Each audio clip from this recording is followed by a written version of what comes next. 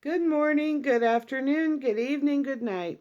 Depending on where you are in this world, God bless you. This is Gloria White coming to you from Utah, USA. Today we're going to continue in the book of Jasher in the complete Apocrypha, and we are in chapter 9. And Haran, the son of Terah, Abram's closest brother, took a wife in those days.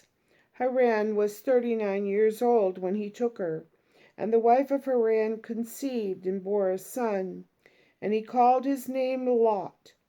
And she conceived again and bare a daughter, and she called her name Milcah, and again conceived and bare a daughter, and she called her name Sarai.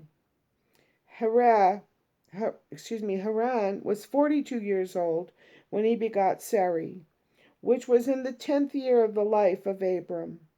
And in those days Abraham and his mother and nurse went out from the cave, as the king and his subjects had forgotten the affair of Abram.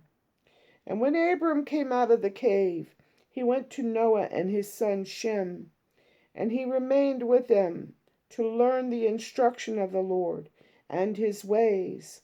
And no man knew where Abram was. And Abram served Noah and Shem, his son, for a long time.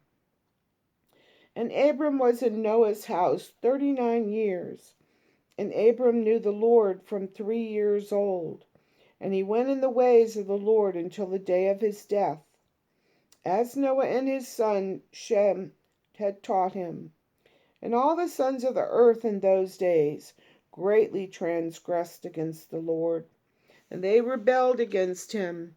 They served other gods, and they forgot the Lord, who had created them in the earth. And the inhabitants of the earth made unto themselves at that time every man his god, gods of wood and stone, which would neither speak, hear, nor deliver. And the sons of men served them, and they became their gods. And the king and all his servants, and Tehran with all his household, were then the first of those that served gods of wood and stone. And Tehran had 12 gods of large size, made of wood and stone, after the 12 months of the year. And he served each one monthly, and every month Tehran would bring his meat offering and drink offering to his gods.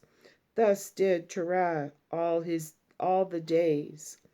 And all that generation were wicked in the sight of the Lord, and they thus made every man his god, but they forsook the Lord who had created them. And there was not a man found in those days in the whole earth who knew the Lord, for they served each man his own god, except Noah and his household, and all those who were under his counsel knew the Lord in those days.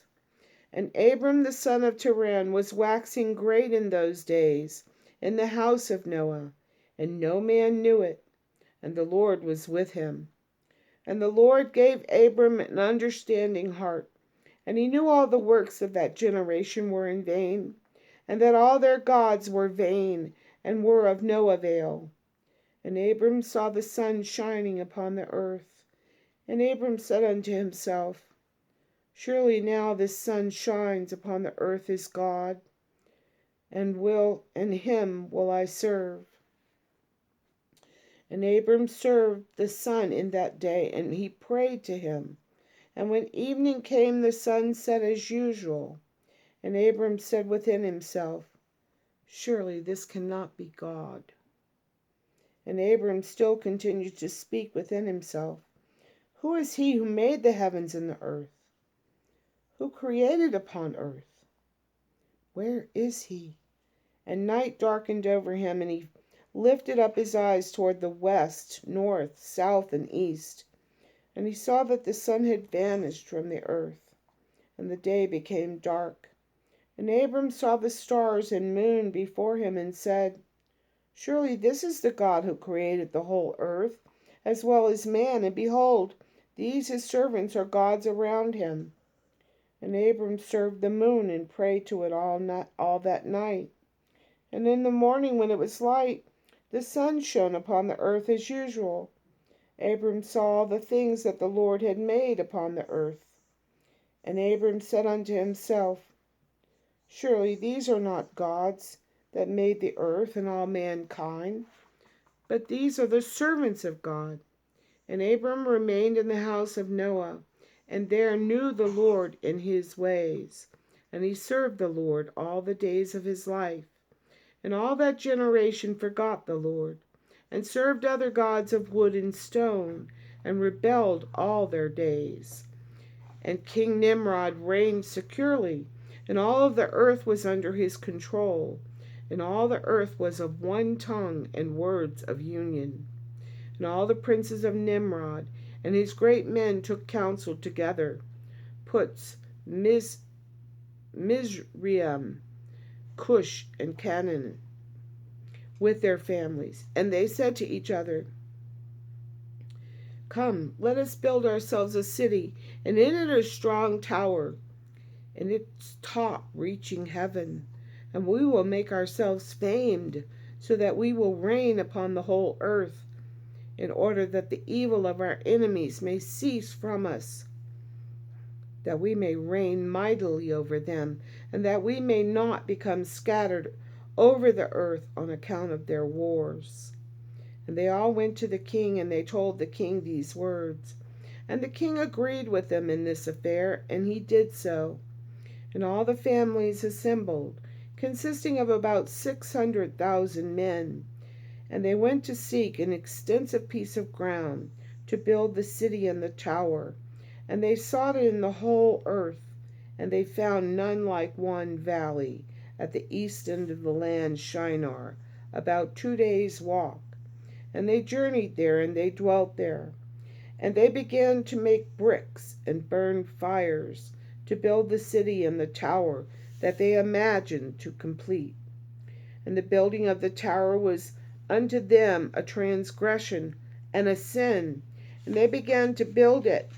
And while they were building against the Lord of heaven, against the Lord God of heaven, they imagined in their hearts to war against him and to ascend into heaven.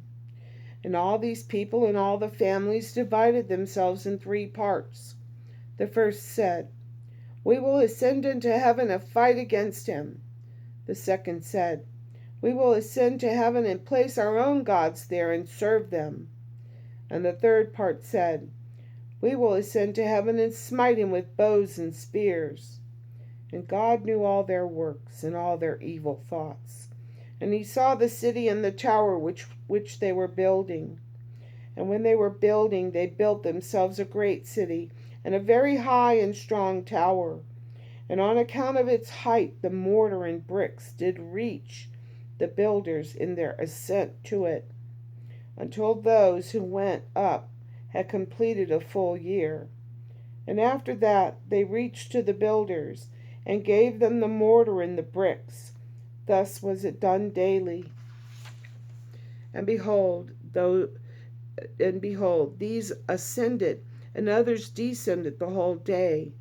And if a brick should fall from their hands and get broken, they would all weep over it.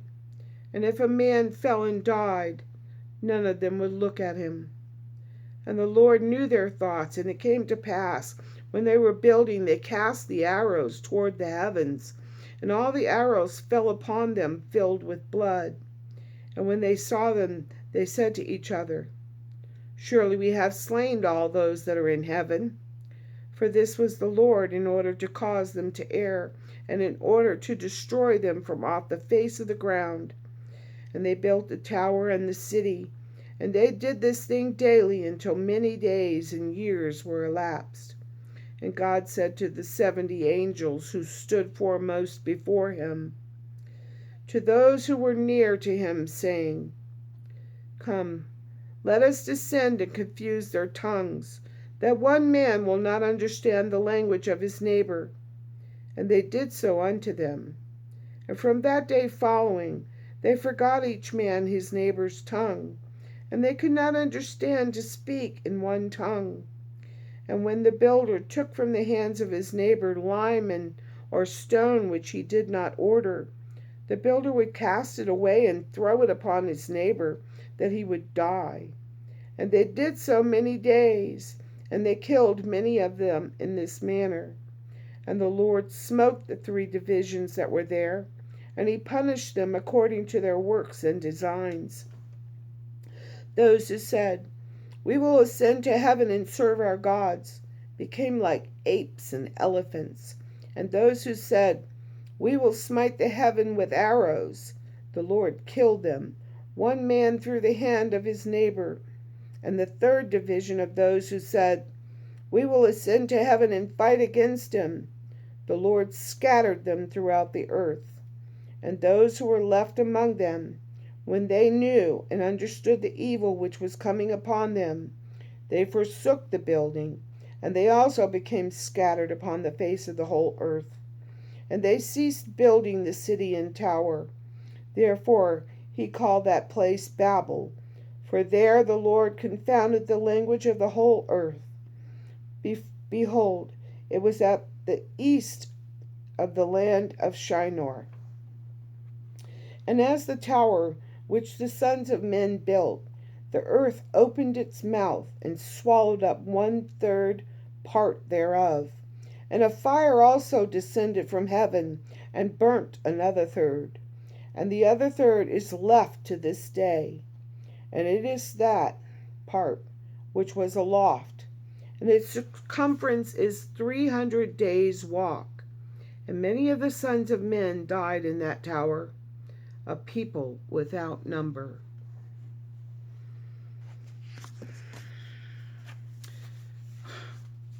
What were they thinking? I mean, wow. Sometimes I wonder, what are we thinking? And as always, I love you.